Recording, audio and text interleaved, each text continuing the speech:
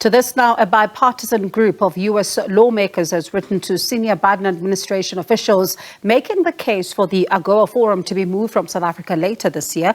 In the letter seen by SABC News, leaders of the Senate Foreign Operations Committee and the House Foreign Relations Committee cited Pretoria's stance on Russia's unlawful invasion of Ukraine, its joint military exercises with Russia and China, and its efforts to facilitate Russian President Vladimir Putin's in-person attendance of the BRICS Summit in August as reasons why South Africa should be removed as the host of the AGOA Forum later this year.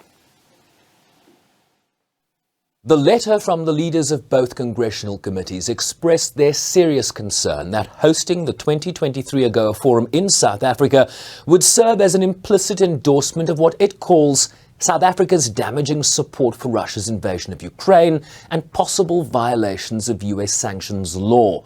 They believe Pretoria's posture calls into question South Africa's eligibility to trade benefits under the African Growth and Opportunity Act due to statutory requirements that beneficiary countries not engage in activities that undermine US national security or foreign policy interests.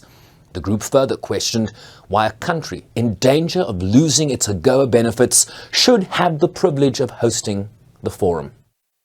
The letter is addressed to U.S. Secretary of State Antony Blinken, U.S. Trade Representative Catherine Tai, and National Security Advisor Jake Sullivan. It specifically lists the South African government's neutral stance on Russia's unlawful invasion, while pointing to a deepening military relationship with Moscow over the last 12 months.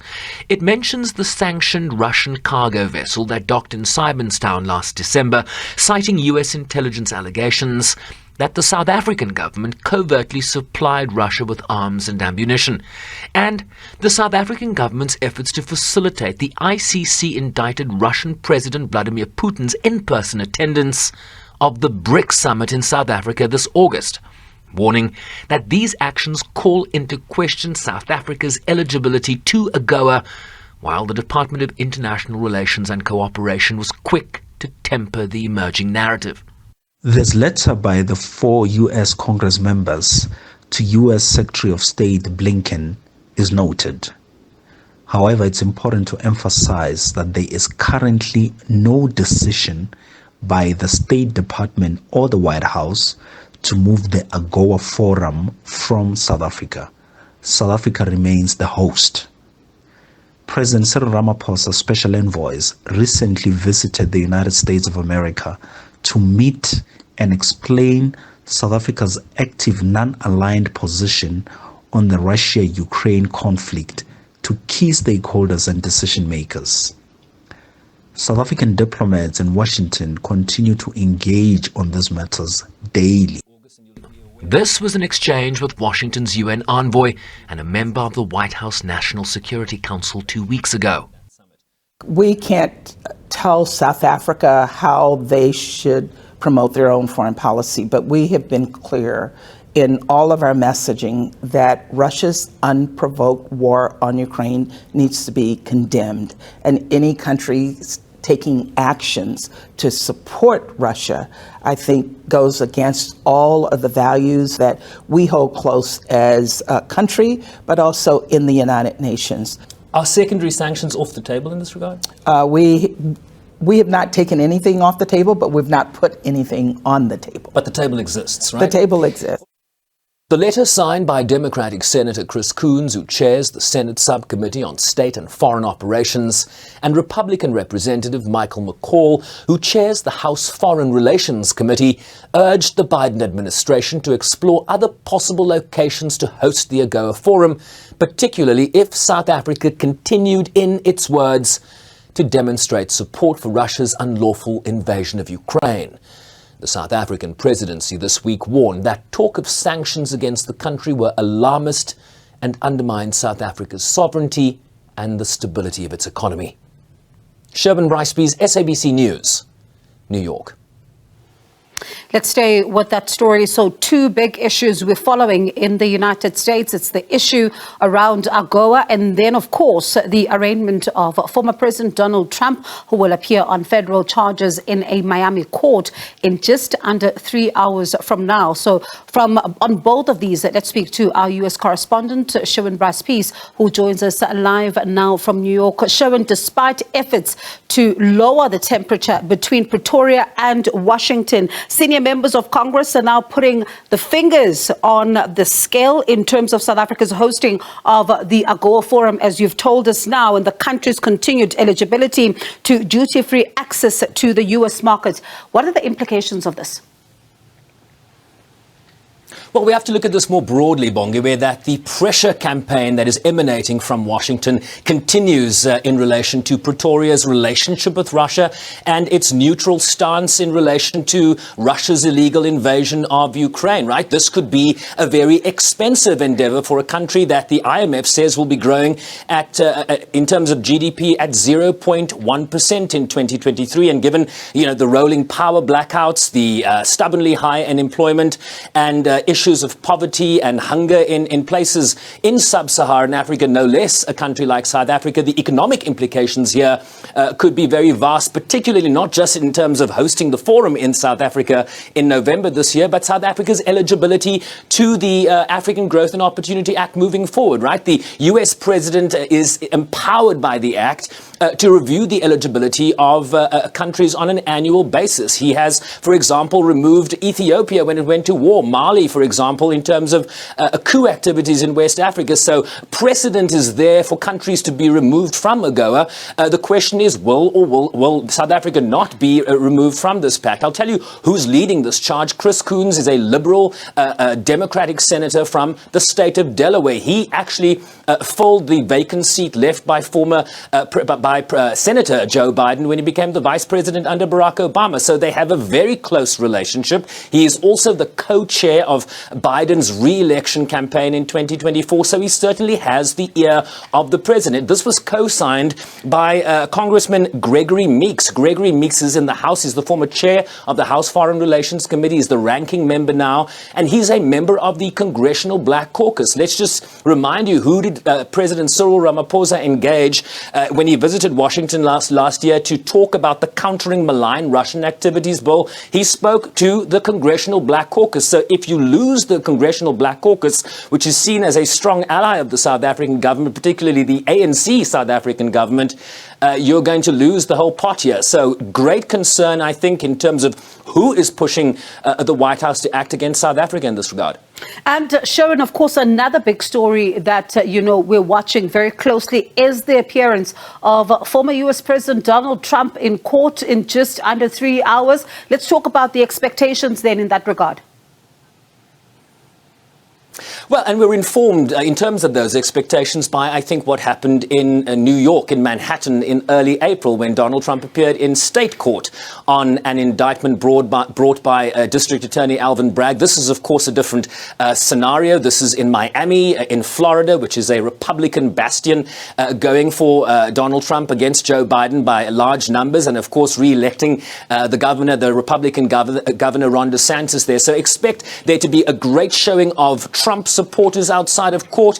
He will be driven into, we understand, the basement of the Miami District Court. He will then be booked. We understand there won't be a mugshot, as was the case in New York. We know what Donald Trump looks like. And then he will plead to the charges. One expects that he will plead not guilty. The judge might sort of lay down the law in terms of how he needs to communicate about this case. They don't want witness tampering and things of that nature. And then we understand Donald Trump will be released on his own recognizance. We understand he will drive straight to Miami Airport, fly back to his golf estate in Bedminster, New Jersey, where we understand he will host a fundraiser tonight. Remember, he is the front runner for the Republican nomination for president in 2024. So campaigning will continue, but Donald Trump will also use this opportunity to address the nation. He will speak at around 8:15 p.m. Eastern Time, which is tomorrow morning in South Africa. So expect a similar sort of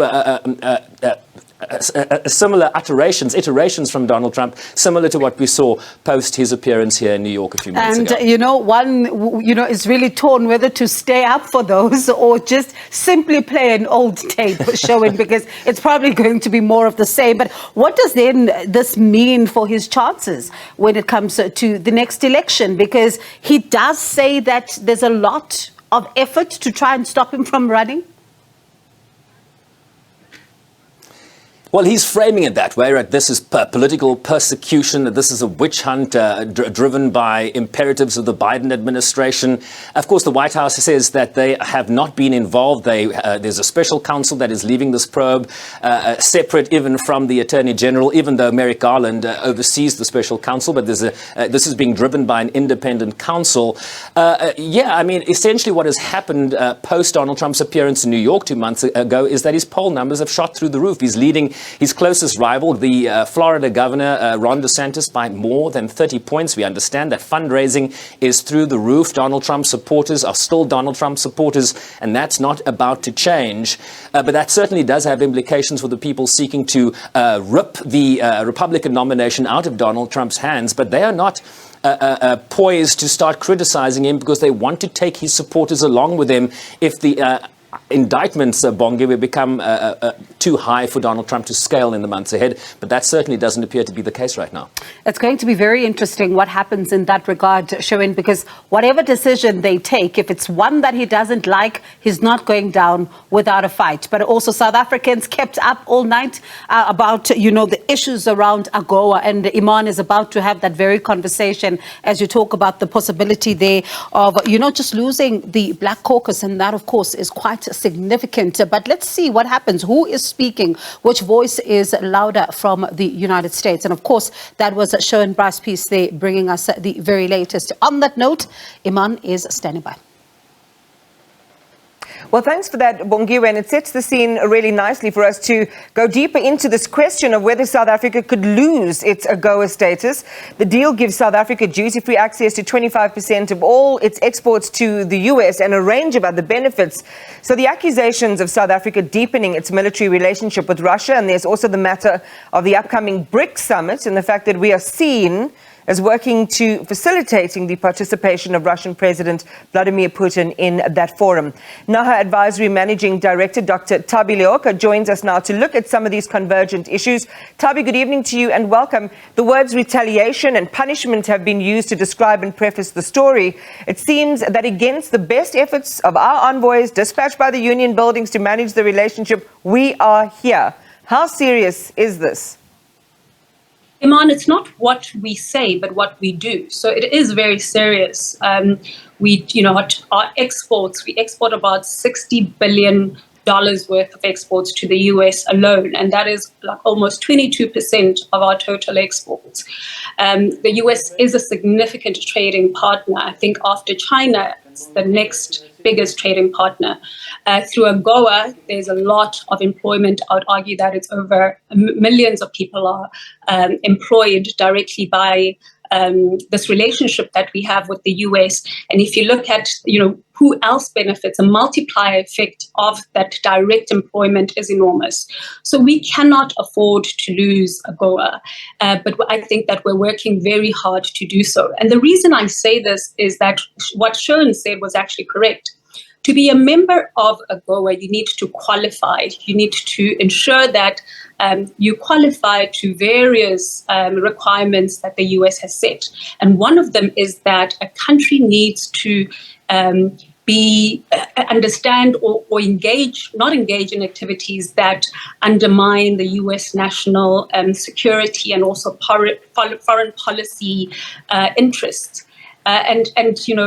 Countries like Mali, Guinea, Ethiopia are due to be removed because of various political issues there.